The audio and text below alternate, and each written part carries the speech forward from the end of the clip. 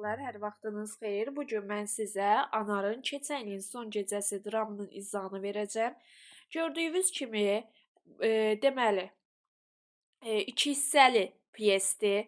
Janr olaraq bizdən soruşsa, janrı dram janrındadır və iki hissədən ibarətdir. Buradakı obrazlarla tanış olaq. Həmidə xala 50-51 yaşında, Rüstəm onun oğlu. Ümumiyyətlə uşaqlar, Azərbaycan dilində də belə bir sual var idi ki, obrazlar haqqında məlumat verəndə hansı işarədən istifadə olunur? Yadınızda qalsın ki, tre işarəsindən istifadə olunacaqdır. Rüstəm, onun oğlu 22 yaşındadır. Deməli, Həmidə xala evin böyüyüdür. Onun ən böyük övladı isə onun qızı olan 25 yaşında Gülarədir. İkinci, onun Rüstəm oğlu var idi 22 yaşında. Daha sonra 17 yaşında Dilarə, ən kiçiyi isə Tofiq idi. Bir dənə də nəvəsi var idi. Nəvəsinin adı isə Vaqif idi, 5 yaşında. Deməli, Gülarə evli idi və deməli Vaqif onun uşağı idi. Gülarə isə kimlə evli idi? Süleymanla. Görün, hardadır? Hə, baxın burada Süleyman, yəni Gülarənin əri idi. Daha sonra burada Tofiqin dostları Şamil idi. Və burada Leyla, Dilarənin rəfiqəsi, Kamilə Rüstəmin nişanlısı idi. İndi əsəri oxuduqca o bütün xırdalıqların dərinliyinə qədər öyrənəcəksiniz. Keçirik hadisə birinci hissəsinə. Hadisə bizim günlərdə Bakıda cərəyan edir. Deməli, bu hissəni yadda saxlayaq ki, hadisə harada cərəyan edir? Bakıda. Böyük səhnə pərdəsi açıqdır. Onun yerinə başqa bir pərdə asılmışdı. Bu pərdənin üzərində şəkil çəkilmiş, çılçıraqlı Bakı gecəsi, evlərin, küçələrin ulduz-ulduz işıqları, dənizdə rəngbərəng işıq siqnalları. Ön planda Nərimanov prospektinin yeni binalarından biri. Binanın 3-cü mərtəbəsindəki mənzilin balkonunun qabağa çıxıbdı. Evin 1-ci mərtəbəsində ərzaq mağazası yerləşir.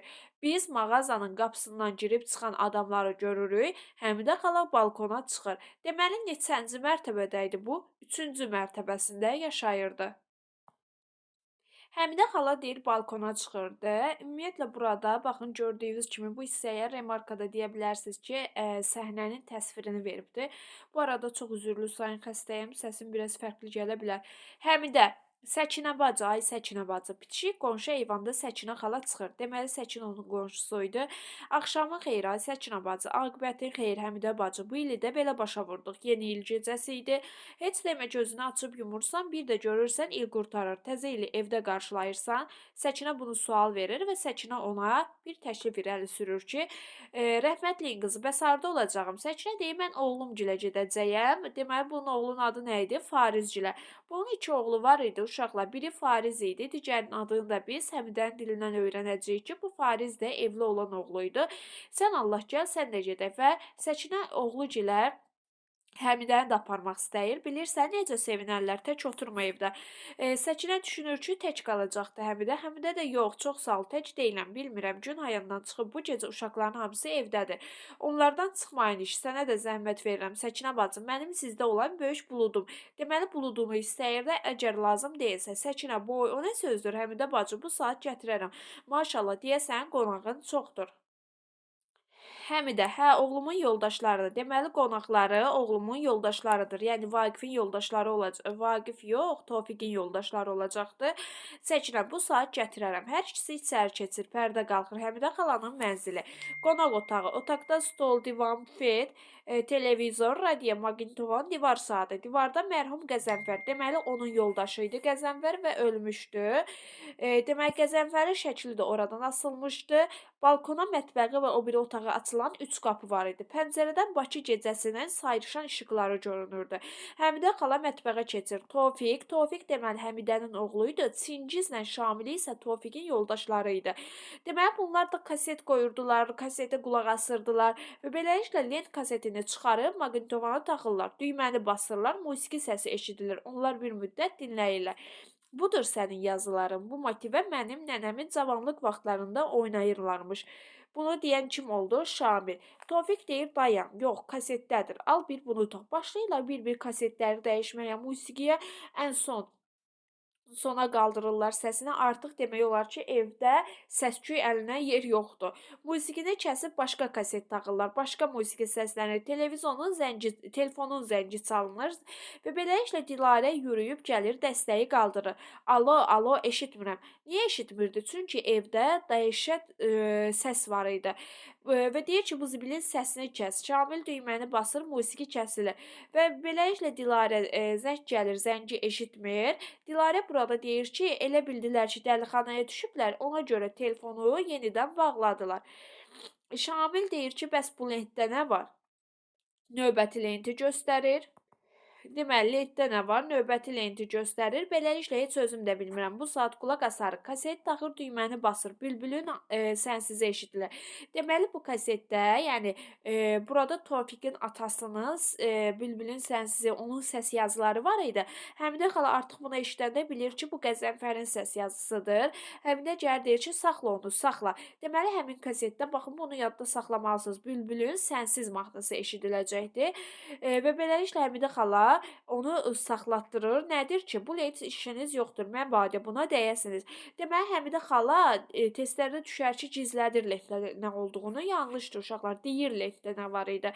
Uşaqlar təəccüblə bir-birinə baxırlar. Ana, o nə lentdirdi ki, nə borcuna? Dedim dəyməyin, dəyməyin. Birdən belə kəskin danışığı üçün ananın özü də pis olur ki, bəs mən niyə uşaqlarla bu cür danışdım? Və beləliklə başlayır Tofiqin başına sığal çəkməyə. Qurban olum. O lentdə sən istəyin yazı yoxdur. Rəhmətli atan yazıbdır o vaxt və Bülbülün sənsizi oxuyur. Qonaqların haçan gələcək deyə oğluna sual verir. Oğlu isə birazdan. Həmidə otaqdan çıxır. Şamil, bəs sən gətirən lentlər hanı? Şamil deyir ki, burdadır mən gətirən lentlərdə. Deyir ki, bəs elə bu, guya bu gecə hamısı da qulaq asıb qurtaracaqlar da. Çingiz deyir ki, bəsdir də bu qədər lent. Rəqs axşamı düzəltmirik ki, 3 kaset səninki, 2 bu. Seyran da deyir gətirəcək. Deməli bunun bir dostu da var idi, Seyran, amma Seyran hələ ki özü burada yox idi. O gələcəkdi. Beləliklə Tofiq bir buna da qulaq asaq. Lenti taxırlar, ritmik musiqi uşaqlar yenə bayaqçı kimi rəqs edir, oxuyur. Rüstəm qapıdan görünür. Və Rüstəm acıqlıdır. Görək Rüstəm niyə acıqlıdır? Deməli Rüstəm nişanlı idi. Kəmalə adlı qızla və Rüstəm bu gecə öz nişanlısı ilə dalaşmışdı, küslü idi deyə və onun əsəbini öz qardaşı gildən çıxarır. Mən başa düşmürəm, bura dəlixanadır. Dedik ki, əvvəl kim demişdi bura dəlixanadır? Dilarə, indi isə bunu Rüstəm deyir. Qonşunu köçürmək istəyirsiniz, biraz yavaş olmalı. Şamil isə səsi azaldır. Rüstəm, ana, Ayana. Həmidə, nədir Ayana? Ana, mən özümü pis hiss eləyirəm, başım ağrıyır, yatacaq. Çünki bunun dərdi var idi. Xahiş eləyirəm, səs-küy salmaz. Həmidə deyir, yaxşı, gözlərinin qadasını alım, get otaqda bir yat dincə. Həmidə, Tofiq, qurban olum, siz də onun səsini balaca aşağı salın, yaxşımı? Baş üstə anacan. Ay bu evin yiyəsi, Səkinə gəlmişdi, Səkinə buludu gətirmişdi. Gətirdin, ay sağ ol, otur da Səkinə bacı, ayaq üstə niyə dayanmırsan? Səkinə girib oturmur, deyir, narahat olma, belə ayaq üstə yaxşıyam mən. Deyirəm, ay Həmidə bacı, gün o gün olsun, bundan da iri buludlarda aş pişirəsən, oğlunun, qızının toyunu eləyəsən. Həmidə də burada deyir, çox sağ ol, sənin Ramizivin toyunda. Biz deməli Səkinənin dilindən öyrəndik ki, onun Fariz gilə qonaq gedirdi. Fariz oğlu və biz həmidən dilindən öyrəndik ki, onun Ramiz adlı oğlu da var. Səkinə, deməli evdəsən bu axşam harada olacam? Təzə ilə qarşılamaq dəb düşəndən deyir, heç olmayıb ki, biz hardasa keçirək də, ancaq evdə keçirmişik. Sonra deyir ki, yox, yadımdan çıxdı. Yalan dedim. Mən bir dəfə çöldə keçirmişəm. Yəni 52-ci il gəlirdi. Və beləliklə deyir, Qəzənfər rəhmətli Moskvadan qayıdırdıq. Maçqala. Deyir, Mahaçqaların yanında poyezdi, saxladılar, yolu qar basmışdı. Təzə ili deyir, biz vaqonda qarşıladıq. Deyir, yəni ömrümdə ilk dəfə idi ki, çöldə qarşıladım. Səkinə deyir, yaxşı adam idi, həmişə adam min dillə dindirərdi. Heç elə bil yox imiş. Ay Həmidə bacı, valla bu dünyanın vəfası yoxdur. Öldüyü neçə ildir? Həmidə deyir ki, öldüyü 11-ci ili tamam oldu. Deməli, bunun yoldaşının ölümü neçə il idi? 11 il idi. Amma Səkinə də deyir ki, elə bil ki, dünən ölübdü. 11 il gör necə tez gəlib keçibdi. Ölümdən sonra birinci illər dəli kimi idim. Ey ay Səkinə bacı, deyir dərd süfrə deyil ki, açasan. Qəzənfər sağ olsaydı, gör indi necə burada nə vur çatlasın, nə şadlıq yanaydı. Səkinə deyir, mənə deyirsən, elə bilirsən yadımdan çıxıb bu məclislər. Ta Bakıda neftçi yox idi ki, bu evdə qonaq olmasın. Biz Səkinənin dilindən öyrənir ki, o neftçilərlə oturub dururdu. Yəqin ki, onun peşəsi neftçi idi. Həm də qonaq getməyi də sevərdi, özü də yaman qonaqçıl idi. Hamı o xətrini də istəyərdi. İndi istəməsin. Böyüklə böyük, uşaqla uşaq. Demə. Görürsən mədənə işə gedib neçə gündür evə qayıtmayıb. Nə gündüzü var, nə gecəsi, amma digəl işini qurtarıb evə qayıtdı və salam. Yorğunluq, arğınlıq bilməzdi. Deyərdi, ay kişi bir yat, dincini al, rahatla. Kimə deyirsən, götürüb telefonu o dostuna, bu dostuna yığardı ki, gəlin bizə. Dilarə deyir ki, salam Səkinə xala, ana mənə zəng eləyən olmayıb. Deməli, Dilarənin uşaqlar burada bir dərdi var idi. Dilarə məktəb direktorundan incimişdi ümumiyyətlə. Dilarə məktəbdə çox aktiv uşaqlardan biri idi. Və beləliklə, Dilarəni tədbir olacaqdı. Həmin tədbirə çağırmamışdılar və buna görə də Dilarənin xətri qalmışdı. Həmçinin gözü də qalmışdı yolda ki, kimsə onu çağıracaqdı. Həminə də deyir, yox, qızım olmayıb. Dilarə televizora yanaşır, düyməni burur. Yəni bilirsiniz necə başını qatırdı. Biraz gözləyir, sonra o biri otağa keçir. Səkinə maşallah Dilarə lap yekə qız olub. Bu gün sabah bir də görəcəksən elçilər qapını tanıdı. Ümumiyyətlə Azərbaycan qadınların bir növ danışıq forması çox gözəl canlandırılıb burada. Həmin də deyir, yox əşi, qoy görək sən Allah, hələ tezdir, qoy oxusun, qurtarsın, əli bir çörəyə çatsın. Aman tutu, göz dəyməsin, maşallah, nə gözəl səsi var. Deyir, deməli, Dilarənin burada gözəl səsi olduğunu biz Səkinənin dilindən öyrənirik. Deyə Dilarənin o gün konsertdə oxumağı heç yadımdan çıxmır. Dilarə konsertlərdə də oxuyurmuş. Həm də hə qızımın səsi qiyamətdir. Uşaqlar, burada qiyamətin mənası gözəl mənasındadır. Sənə çəkib da Həmidə bacı. Səkinənin dilindən öyrənirik ki, deməli Həmidənin də səsi çox gözəl səsi var, amma Həmidə oxumayıb da. Elə bilirsən deyə yadımdan çıxıbdı.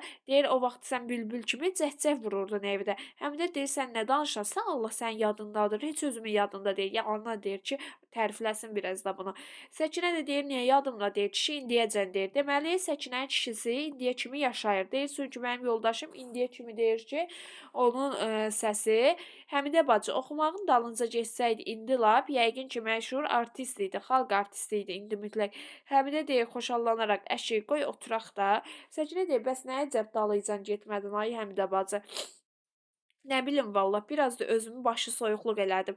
Yəni özüm boyuna atır ki, yəni mən elədim o başı soyuqluğu ona görə. Biraz da Qəzənfər də oldu. Allah rəhmət eləsin. Çox yaxşı adam idi, amma biraz deyir qəlbi qara idi. Ona görə də deyir, yəni mənim yoldaşım da hətta məni oxumağa qoymamışdı. Hətta deyir Üzeyir Hacıbəyov onu çağırmışdı yanına ki, bəs yoldaşımın səsi var, qoy oxusun. Deyir yoldaşım ondan sonra qəlbi yumşaldı, amma neyniyim? 4 uşaqla oxumaq hara? Səkinə də deyir ki, amma heyf, çox heyf. Əməlli başlı qabiliyyətin deyir sən var idi, heyf elədin sən onu. Hərdən görürsən özümün də heyfi gəldi. Hətta rəhmətli Üzeyir bəy bilirsən necə bəyənirdi mənim oxumağımı. Buraxmırdı ki, Qəzənfərin yanına çağırıb deyir, hətta onu da danlamışdı. Deyir bu istedaddır, niyə şikəst eləyirsən? Qəzənfər daha onun üzünə ağ olmadı deyir. Deyir demişdi ki, özü bilər. Mənə dedi ki, özün bil. Həvəsin var, oxu. Həvəsim var idi, amma deyir imkan hardaydı. 4 uşaq böyütmək asandır. Fikir eləmə.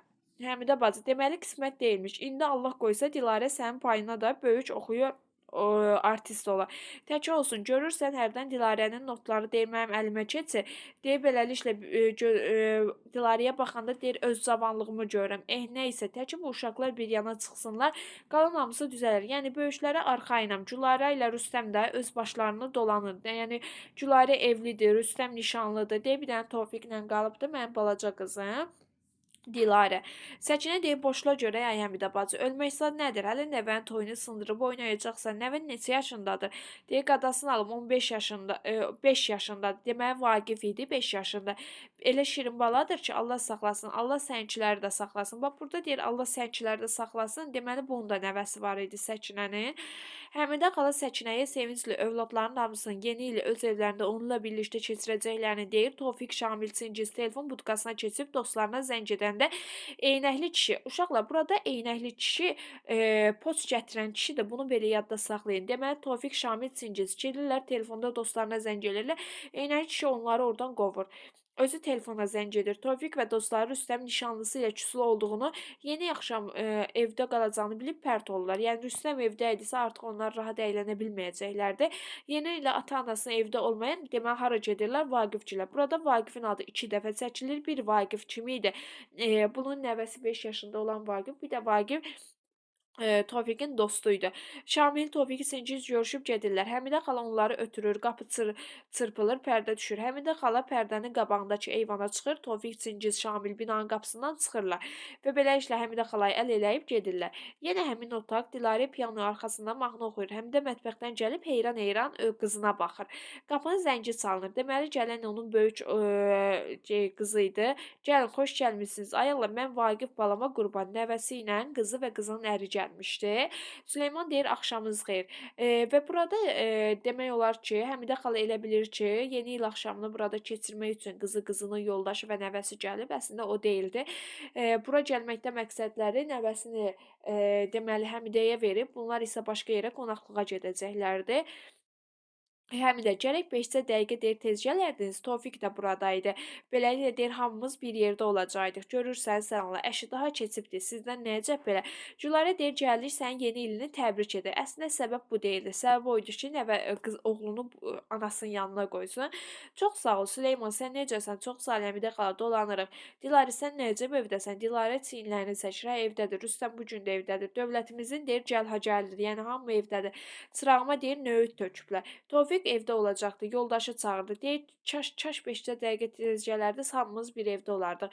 Gülarə deyir, ay ana qurban olum, özünü niyə körəldirsən? Deyir, boşla sən Allah, bayram axşamı olmaz belə. Həmidə deyir, yox qızım, ağlamıram. Elə-belə birdən nə bilim, valla nə oldu mənə birdən? Ay Allah, mən bu balama qurban olum. Deməli burada Şifahi xalq ədəbiyyatından nəyinə deyir əzizləmə, bunun digər adı isə oxşama da deyilir. Dağda darılar, sümbül sarılar, qoca qarılar bu balama qurban. Əzizləmə və oxşamaları isə uşaq oyandıqdan sonra onu oynatmaq üçün oxunan nəğmələrdir. Və davam edir. Dağdakı atlar göy otlar. Ərsiz arvadlar bu balama qurban. Qapının zəngi çalınır. Dilarə cəld qapıya tərəf cumur. Qapını açır. Leyla ilə birlikdə içəri girir. Leyla deməli Dilarənin padruqası idi.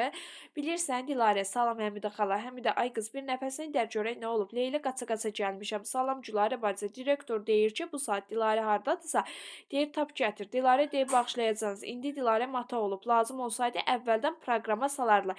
Demək olar Dilarə burada bir növ trip atır ki, məni tədbirə çalmayıbsınız. İndi yadına düşüb ki, direktorun Dilarə hardadır. Leyla deyir, yox vallah, direktor heç deyir bilməyib ki, sən proqrama daxil deyilin. Ona görə də deyir pis olubdu. Deyib ki, get Dilarə hardasa tap gətir. Azadın üstünə də deyir elə qışqırdı ki, Azad deməli Dilarə ilə sinif yoldaşıdır. Azadla Dilarə bir növ yola getmirdilər. Və Azad demək olar ki, qəsdən Dilarəni proqrama salmamışdı. Qara qızın dərdi varmış. Demək Həmidə burada deyir ki, qara qızın dərdi varmış Leyla gəldikdən sonra. Mən də deyirəm bu niyə birdən belə pis olubdu, yəni pərt olubdu. Yaxşı, tez elə dur, bu saat geyin. Naz vaxtı deyil, çağır get. Gülarə deyir, nə özünü çəkirsən? Çağırırlar get də. Dilarə deyir, mən evdə qalmaq istəyirəm. İnanan daşa dönsün. Baxın, bu sən kim deyir? İnanan daşa dönsün ki, sən bu gün evdə qalmaq istəyirsən. Deməli bunu deyən kim idi? Süleyman idi. Bunu işarələyək. Aha, qızım, yaxşı deyil. Direktor öz dalınca adam göndərib, ayıbdır get. Özü də cəld tərpən, gecdir. Gülarə lap uşaqdır. Leyla otur da qızım ayaq üstə. Leyla başlayır elə o geyinənə qədər. Leyla istəyir ki, bütün məlumatları bunlara versin. Deyirsən direktor özü göndərdi. Deyir, hə, Azada da yaman acıqlanır. Deyir, Azad kimdir? Deyir, bizim sinifin nümayəndəsidir. Bax, biz bunu Leylanın dilindən öyrənirik. Deyir, öz fəaliyyət dərnəyinin də rəhbəridir. Pis oğlan deyir, amma Dilarə ilə onunki gec gətirir. Bunu deməli Dilarə eşidir, deyir, yaxşı da mumla. Deyir ki, Azad deyir ki, güya Dilarə forsludur. Dilarə də ona deyib ki, istəyir sözünü bitir, amma bitirə bilmir. Dilarə gəlir deyir ki, sus. Ana, bax, ancaq deyir, sənin xətrinə görə mən gedirəm ora. Axı, sən mənim sözə baxan qızımsan, sağ ol. Get deyir. Həmidə, axı, sən sizinlə belə, mən bu saat gəlirəm. Süleymanla başlayır Gülarə deyişməyə, dalaşmağa. Süleyman deyir, dur gedək də. O da deyir ki, gedəcəyik də. Yox, pilləkanda dediyin yadındadır. Dedin ki, 5-cə dəqiqədən artıq oturmayacağıq. Artıq Gülarə də deyir ki, neyniyək, eləyib qayıtmayacağıq ki. Süleyman deyir, oturmaq üçün başqa vaxtda gəlmək olar. Sabah gələrik, biri gün gələrik. İndi gözləyirlər axı, hörmət edib saya salıb bizi deyir çağırıblar. Gülarə deyir, hələ tezdir də. Gərək elə hər yerə həmişə görməmiş kimi hamıdan əvvəl biz gedək. Süleyman deyir, yox, gərək hər yerə həmişə axırda biz gedək. Teatra gedirik, 3-cü zəkdə deyir çatırıq. Kinoya gedirik, işıqlar sönəndən sonra çatırıq. Qatara mütləq gərək gecikək, biləcərdə minək. Hə, danış, deyir, təyyarəyə biz gecikirik, havada minirik, gəmiyə gecikirik, üzə-üzə çatırıq. Yəni Gülarə bir növ Süleymanı yumor edir danışığını. Gülarə deyir, bəli, təxminən elə belədir. Həmişə gərək gecəyə, həmişə gərək. Yaxşı, sən Allah başlama. Heç olmasa yeni il axşamı deymə. Bu saat anama deyirəm, yəni gedək. Və beləliklə mətbəx qapısına tərəf gedir. Eyni zamanda Həmidə xala qapıdan çıxır, əlində meyvə ilə dolu səbət var. Deməli, Həmidə eşidəndə ki, bunlar gedir, əlindəki meyvələr dağılır yerə, əli titrəyir. Həmidə deyir, hə, görsən Allah, dağıtdıq meyvələri. Nə deyirəm ki, nəyinəyək qalsın Vaqif balam. Deyir, yəni Vaqifə baxaram, heç nə olmaz. Mən özüm bu saat onu yatızdıracağam. Gülarə deyir, mən yatızdıracağam. Daş kimi yatır, zərrəcə oyanmaq bilməyəcək. Arxayın ol, hər halda mən də 4 uşaq böyütmüşəm. Amma indidən niyə yatızdırsan? Qoy qalsın mənimlə bir yerdə yeni ili qarşılasın. Sonra özüm yatızdıram. Yox, ay ana, gec olar. Yuxusunun vaxtı keçsə itə dönəcəkdi. Süleyman, nə oldu? Yatmadı. Darıxma, bu saat yatar, darıxma. Bu saat Rüstəmi çağırım. Yəqin sizin gəldiyinizi bilmir. Bu saat çağırım gəlsin, söhbət eləyin, şahmat oynayın. Həmidə bir növ ürəyi yumuşaq qadındır. Süleyman da öz-özünə deyilir ki, hə, bir dənə şahmat çatmır. Axı dedim Gülarəyə aparaq uşağı mənim anamgilə qoyaq. Dedi, yox ki, yox, anamdan başqa heç kimə ürəyim qızmır. Gedək Gülarə, gecdir, sağ olana xudahafiz. Bunlar çıxırlar. Bunlar çıxandan sonra qapı çırpılır. Həmidə otağa qayıdır, öz-özünə xudahafiz, xudahafiz. Başlayır şkafdan salfetləri çıxarır, boşqabları düzür. Yəni stolun üstünü yığışdırmır da, vazı qoyur, aş süzür, dəmə qoyur, qazanları odun üstünə qoyur və sonra otağın 3-cü qapısına yanaşır. Rüstəm, ay Rüstəm, nədir? Yenə yatdın, dur bala, yeni ildə yatmaq olmaz. Bütün ili yatarsan. Axı nə deyirsən? Deyirəm, işim var. Baxın, burada inanc var. Bütün ili yatarsan. Həmidə xala buna inanır ki, yeni ildə yatan bütün ili yatar. Rüstəm otağa gəlir. Həmidə xala onun qoluna girir, onu telefona tərəf gətirir. Götür zəng elə hara, özün bilirsən hara. Yox, deyirəm zəng elə. Bax, uşaqlardan heç biri ilə sən qarışıq heç vaxt mənim sözümdən çıxmayıbsınız. Bu yeni il gecəsi sözümü yerə salsan ömrü boyu sənlə barışmaram. Ana, yox axı, deyirəm zəng elə qurtardı. Bax bala, məndən sənə əmanət. Adam arasında çox söz olar. Amma hər sözü uzatmazlar, hər söhbəti şişirtməzlər. Özünüz öz aranızda həll eləyin, qurtarıb getsin. Elə belə vaxtalaşırsınız, barışırsınız, heç kəsin işinə deyil. Kimin nə borcuna heç kəsin də xəbəri olmur. Amma indi təzə ilə axşamı siz bir yerdə olmayanda küsünüzü hamı biləcək. Atası da biləcək, anası da, qohum-əqrabası da, qonşu, tanış hamı. Dost var, düşmən var. Niyə qızı öz adamların yanında baş aşağı gözü kölgəli eləyirsən? Çox qəşəng qaynanadır. Rüstəm, ayana, axı sən birini bilirsən, birini bilmirsən. Bilmirəm, bilmək də istəmirəm. Mən axşam onunla görüşmək istəmirəm. Görüşürsünüz, görüşmürsünüz, öz işiniz. Amma zəng eləməyinə zəng elə. Axı, əgər istəmirsən ki, bu axşam ürəyimi qırasan, bax, əgər mən səndən küssəm, çətin barışaram. Mən lap ciddi deyirəm. Səndən elə inciyərəm ki, Rüstəm dəstəyi qaldı. Bax, ancaq səy xətrinə. Həmidə xala məmnun halda gülümsənir. Balaca Vaqif yatanda divana yanaşır, oturub Vaqifə baxır. Öz-özünə danışırmış kimi mışıl-mışıl yatan Vaqifə müraciət edir. Heç demə, Vaqif bala, deyəsən Rüstəm dayın nişanlısı ilə barışacaq. Rüstəm, ana bilirsən? Can bala, sən də Tofiq də nə yaman Qəzənfərə oxşayırsınız. Rüstəm deyir, nədir ki? Heç, elə belə deyirəm. Bax, o tutulanda, pərtləşəndə beləcə yanağı pörtərdi. Deməli, o öz oğlunu pörtməsini öz yoldaşına oxşadı. Hə, get ha bala, get. Məndən çoxlu-çoxlu salamdır. Deməli, barışırlar. Artıq Rüstəm evdən çıxır, nişanlısı gilə gedə. Aha, qalstuğunu bağlamağa başlayır. Yox, bu olmadı. Mən bilsəydim, ana, doğrudan da deyirəm. Bu saat zəng eləyim deyim ki, gələ bilməyəcəm. Mən bilmədim ki, sən evdə tək qalacaqsan. Bu saat dayan, qalstuğunu bağlayıb qurtarır, güzgüyə baxır. Bu saat zəng eləyim. Qalstuğunu oradan bağlayıb, burdan da deyir ki, qoqalım evdə. Əslində getməyədir ürəyi. Yox, yox, məbadə elə iş tutasan, get. Yoxsa yaxşı düşməz. Rüstəm, mən bilmədim ki, sən təksən. Bir də Rüstəm, bilirsən ki, mən axşamdan yatanam. Birazdan yerimə girib yuxulayacağam. Siz gələndə qapını bərkləyin ki, oyanım. Özünü sındırmır bir növ. Hə, sən yeni ildə çox oturan deyilsən. Rüstəm də güya tanıyır da anasını. Həmidə, ey hay oğul, sənin yadına gəlməz. Vaxt vardı bu evdə yeni il məclisi, deyir, səhərə qədər davam edərdi, dağılmazdı. Bütün gecəni süzüb ortalıqdan çıxmaq bilməzdim. Səhəri gün oynamaqdan qollarım sızım sızlardı. Tez sağ ol. Həmidə xala mətbəxə gedir. Əlində aş dolu iri buludu içəri qayıdır. Buludu stolun üstünə qoyur, stolları samana salır. Öz-özünə danışır. Səkinə bacı, sən burada əyləş, Rəhimə, Nəzifə, qoy bu başa keçsinlər. Usta, sən burada otur, Teymur. Sən bura keç, arvadının yanına. Uşaqlar, siz aşağı keç. Sultan, sən burada otur. Axı tamam da sən olacaqsan. Mənim də deyəsən başım xarab olub. Öz-özünə danışır. Axırda özü də deyir ki, deyəsən başım xarab olur. Pəncərəyə yanaşır, şəhərin işıqlarına baxır, içincə, vay başım xeyir, gör bir nə qədər işıq var. Görəsən heç indi küçədə adam tapılar. Bu zaman qapının zəngi çalınır. Həmidə xala diksinir, təəccüb içində qapıya tərəf gedir. Gələn eynəkli kişi, yəni poçt gətirən kişi idi. Ay buyur başıma xeyir, bu kim ola? Eynəkli kişi daxil olur. Ələkbərovun evi buradır. Deməli bunların soyadını biz eynəkli kişidən öyrənirik ki, məsələn Ələkbərova Həmidə və bunların soyadı da nə imiş? Ələkbərova imiş. Həmidə deyir, bəli, nədir ki? Eynək kişi nədir sağlığın? Al bu teleqramı, deyir, bura qol çək. Həmidə teleqramı alıb baxır. Bu ürəyim düşmüşdü. Dedim, görürsən nə olubdu? Fərmandandır. Deməli, teleqram kimdən idi? Fərmanla. Qəzənfər rəhmətliyin şəyirdi idi. Deməli, onun şagirdi imiş Fərman. İndi şükür, özü adlı sanılıb deyir, bir ustadır. Biz bunu Həmidənin dilindən öyrənirik. Harda olursa, hər bayramda deyir ki, mütləq gərək teleqram vursun. Heç yadından çıxmaz. Bu deyə indi də Həştər xandan vurub. Deməli, haradan vurmuşdu? Həştər xandan. Eynək kişi, bacı, bütün bunları mənə heç dəxli yoxdur. İstəyir Həştər xanına vursun, istəyir Əncər xanına. Gərək bura qol çəkəsən vəssalam. Həmidə deyir, bu ay kişi nə ət acı danışırsan. Qol çəkməyə nə var ki, bu saat çəkəm. Daha elə köntöy danışmaq nə üçün? Sən də mənim kimi axşam-axşam bu qədər ev gəzsəydin elə danışardın. Hələ gərək 3 qapıya da gedəm. Camaat kefdə damaqda mən də nə deyirəm ki, bu boyda pilləkan çıxmısan, otur heç olmasa bir nəfəsini də, bir stəkan de, prəngi çay süzüm sənə. Biraz yumşalaraq, axı qayda var, qanun var. Mən indi vəzifə başındayam və qulluqdayam. Deyən vəzifə başında mən çay içə bilmərəm. Əşi, çürükçü olma, bir stəkan çay içsən dünya dağılmaz ki, o da düzdür. Həmidə çayı gətirir, onlar evə keçirlər və bu 3 teleqramı da çatdırım yiyəsinə gedim kəlləmi atım yatım.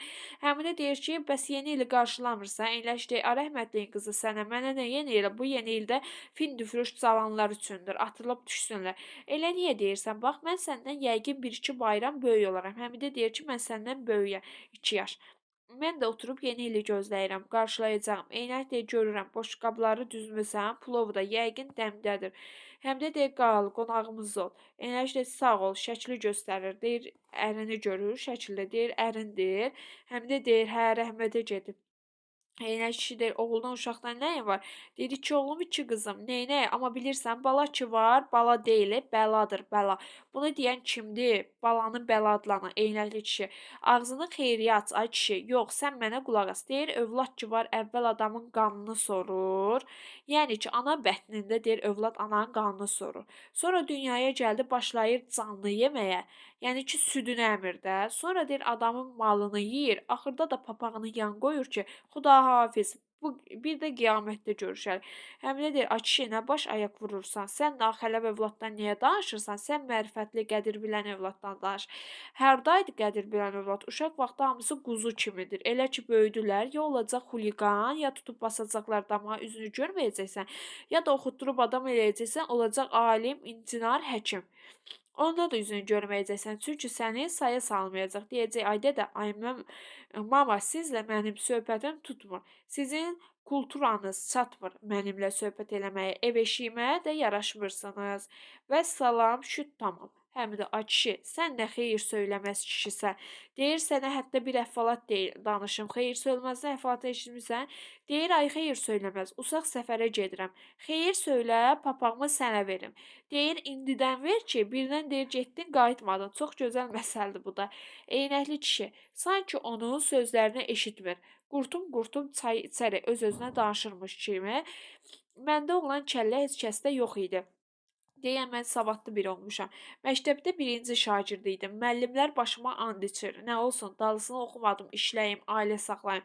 Oğul uşağın axırını bir yana çıxarım. Hamısını oxutdum. İndi məni deyir öz övladlarım bəyənmir. Sənin övladların narxələf çıxıb, təqsir özündədir. Həmidə deyir sənin özünə. Yəqin pis tərbiyə veribsən. Daha hamıya niyə qara yaxırsan? Eynək kişi hamısı elədir. Bayaq küçədə fikir verirəm 3 cavan oğlan. 3 cavan oğlan elə deyəndə bunu Həmidənin oğlu var idi. Telefonla danışırdılar. Onu deyir. Dərs öyrənməkdən, kitab oxumaqdan veyl-veyl gəzirlər küçəyə. Nə olacaq onlar axır? Avara, cibgir, baş kəsən. Yox balam, mənim övladlarım mən şükür razıyam. Hardadılar? Heç görmürəm, dəymir. Bəs bu boşqablar kimin üçün düzmüsən? Elə belə düzmüşəm də. Onlar getdilər yoldaşları çağırdılar. Bəs mən nə deyirəm? Elə olacaq da. Hamısı çıxıb gedəcək. Nə qədər ki ağılları kəsmir, səndən asılıdırlar, yanındadırlar. Elə ki əlləri çörəyə çatdı, atıb gedəcəklər. Budur, bax 4 uşağı var. 4-ü də təzə ilə axşamı anasını tək qoyub gedir. Heç yadlarına da düşmürsən ki, indi onları. Düz demirsən, hamısının yadındayım. Burada olmasalar da ürəkləri burdadır. Ürəkləri, aha, ürəkləri. Hamısı zəng eləyib məni təbrik edəcəklər. Ay elədir ha. Bax bacı, adını da bilmirəm. Mənə hamı Paçtalyon Bəşir. Deməli eynəkli kişinin adı nə idi? Bəşir imiş. İndi övladlarımın biri də axşam zəng eləsə, mən Paçtalyon Bəşir adımı deyib dəyişib qoyaram. Telefon Bəşir. Burada adımı dəyişib qoyaram Telefon Bəşir. Yaxşı mən getdim. Çay üçün çox sağ ol. Qiyamət çayıdır. Sənə bir məsləhət verirəm. Deyir, bax oxutun görürsən, televizor göstər. Qur onu, otur qabağında. Düz, çünki deyə qocalandan sonra adamın bir dənə televizoru qalır. Həmidə xala biraz da çaşan kimi olur. Sonra qapını açıb Bəşirin dalınca qışqırır. Yox, düz demirsən ha kişi, düz demirsən. Eynəkli kişi, səsi uzaqdan gəlir. Televizor bacı, televizordan bərk yapış. Adama qalan qocalandı. Həmidə yox, yox, düz demirsən, düz demirsən. Paçtalyon yox, telefon Bəşir. İlişir ona bir növ. Eynəkli kişi, telefon məsələsinə hələ baxarıq. Həmidə xala qapıdan aralanıb otağa gəlir. Qeyri-ixtiyar televizora yaxınlaşır. Mexaniki olaraq düyməni burur, ekranda diktor qız çıxır. Həmidə televizorun qabağında durur. Görəsən bu gecə daha kimlər təkdir? Radionun diktorları. Amma bəlkə indi radioda da heç kəs yoxdur. Ancaq yazılı lentləri buraxırlar. Bəs məlumat bürosunu işsə, orada lap yəqin adam var. Yazıqlar yəqin darıxır. Kimdir bu gecə telefon soruşan? Qoy bir zəng eləyim, görüm. Telefonun yaşı 09-u yığır. Qadın, məlumat bürosu sizi dinləyir. Salam qızım. Nə, salam qızım. Hara, hansı nömrə? Deyirəm, salam qızım. Salam, sizi yeni ilinizi təbrik edirəm. Çox sağ olun. Təksiniz eləmi? Darıxırsınız yəqin, hə? Danışan kimdir? Heç bir nəfər. Hə, Raya. Qız elə bil ki, Raya da onun padruqasıdır. Əvvəl tanımadım. Neyləyirsən? Hardasan? Yox, Raya deyil, başqa adamdır. Siz məni tanımırsınız. Nə istəyirsiniz? Mən sizin yeni ilinizi təbrik etmək istəyirəm. Təşəkkür edirəm. Bilirsiniz, mən sizdən soruşmaq istəyirəm ki, bu axşamı axı kimdir, siz tanımırsınız. Xətti məşğul eləməyin, hələ yeni il gəlməyib. Həmidə xala gülür, dəstəyi qor, televizora yanaşır, veriliş qurtar. Ekranda cürbəcür xətlər, şüalar və kölgələr qatma qarışıq var. Həmidə xala televizoru söndürür, divar saatına baxır. Divar saatından 1-ə 10 dəqiqə işləyir. Artıq yeni il gəlib. Həmidə televizoru ayrılıb otağın o biri başına keçirir, radionu qurur, sonra söndürür və beləliklə deyirəm, ay Qəzənfər, görəsən niyə adama ömrünün axırında bir bu cihazlar qalır? Yox, dilim ağzım qurusun. Birinci şikayətləri sonra deyir ağzım qurusun. Hətta bu qaytar ana borcunun şeirindədir, deyir ki, bu hissəyə baxın uşaqlar, baxın bu hissə imtahanda düşür. Deyir ki, qaytar onun ömründən bir dəqiqə. Bu nə oğulluq oldu, bu nə məhəbbət oldu. Bax, qaytar ana borcunda da bunu gileylənir, amma bunu kim deyirdi? Ana demirdi də. Baxın, bunu şair deyirdi. bu hissəni şair deyirdi. Deməli sonra da deyir, yox bunu yandım dedim. Yəni atmazdı onu. Şair deyir, sonra peşman olur. Eyni baxın bu hissədə də eyni şey təkrarlanır. Ana deyir ki, yox, yox, dilim ağzım qurusun da. Yəni insana qalan cihaz olmur. Mənim gül kimi övladlarım var. Mənə tək bir cihazlar qalmayıb. Mənim gül kimi balalarım, Qəzənfər bizim balalarımız. Hamısı da məni çox istəyir. Şəklinə yanaşır, diqqətlə baxır. Gərgin musiqi səsi. Həmidə xala təlaşlı, həyəcanlıdır. Tərəddüd içində. Nə isə eləmək istəyir, amma qərara gələ bilmir. Bufetə yaxınlaşır, açar götürür. Amma bir anda donub qalır. Musiqi şiddətlənəndə Hayat Həmidə xala qəti qərara gəlir və açarı bufetin gözünə salıb vurur. Açır. Bayaq ki, kaseti çıxarır. Uşaqlara oynadır deyə kaset o kaseti. Və beləliklə kaseti qoşur. Həmidə qınama məni Qəzənfər, sənin vəfatından sonra bu evdə heç kəs bir dəfə də olsun ürək eləyib bu yazıya deyə qulaq asmayıb deyir, ilk dəfə də asacaq. Amma mən bu gün özümü saxlaya bilmirəm. Bilmirəm nə olub mənə. Yaman sənin səsini eşitmək istəyirəm. Bülbülün ifasına sənsizdən bir parça oxunur və uşaqlar Həmidə xalanın sonra Qəzənfərin səsi. Qəzənfərin səsi gəlir. Aha yazır. Di danışın. Gülarə səndən başlayaq bir şeydir. Burada səs yazısıdır. Səsi yəni canlandırıblar. Nə deyim?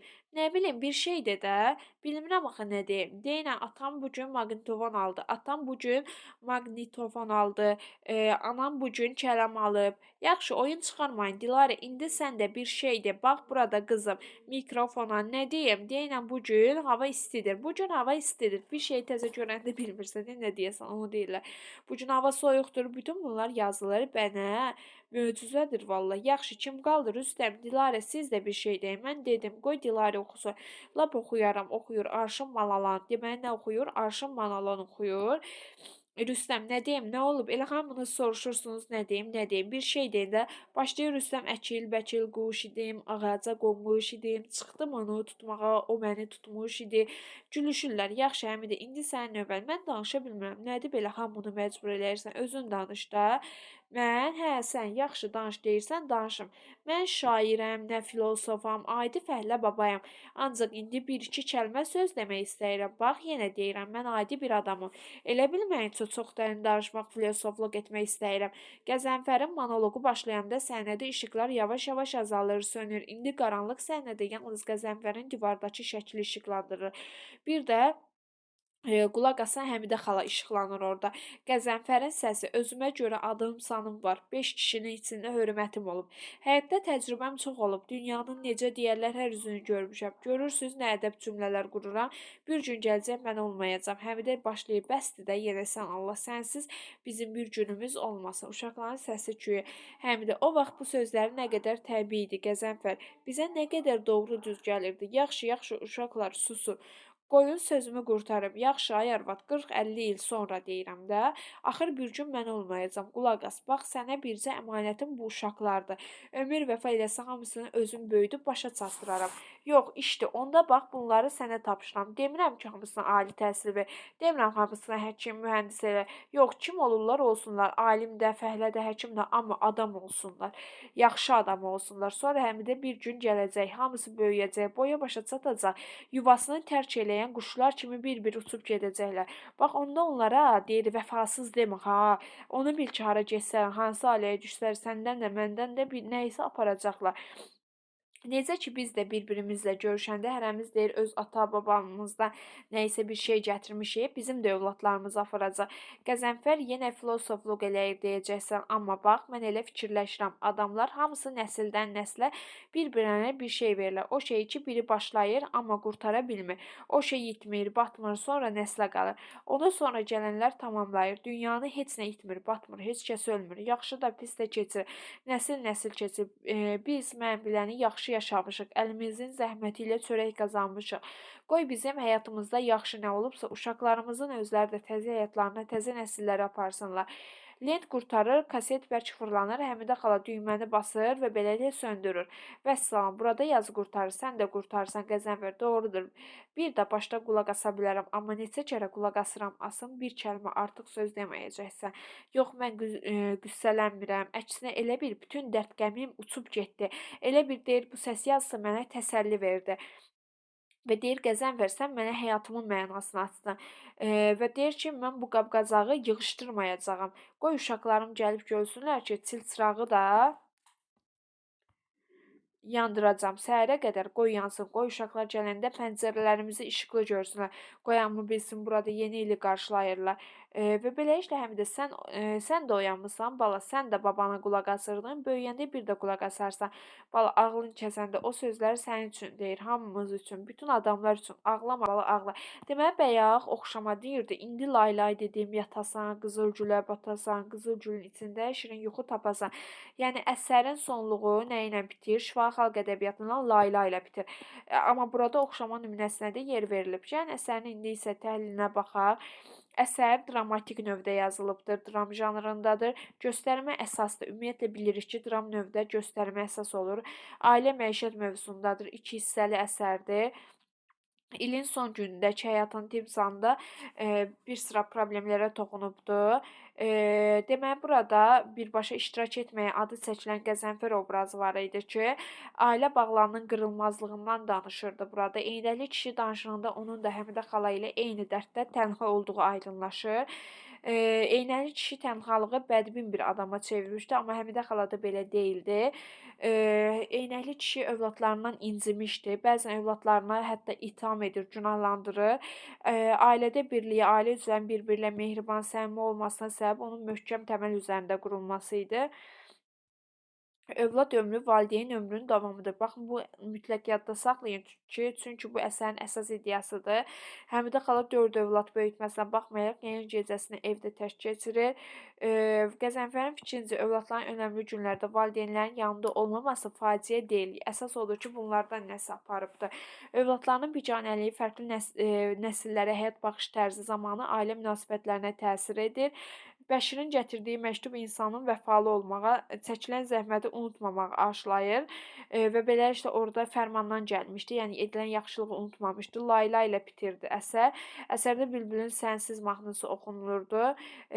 Süleyman obrazı ətrafdakı hər kəsə qarşı mehriban davranması, nəzakətli olması, ünsiyyətdə olduğu qohumlar barədə istehzalı fikir söyləməsi ilə fərqlənən obraz idi. Beləliklə də eynəkli kişidən fərqli olaraq Həmidə xala evdə tək qalsa da övladlarından, baxın yadda qalsın, şikayət etmir. Uşaqlar, əsər haqqında bu qədər. Sağ olun, salamat qalın.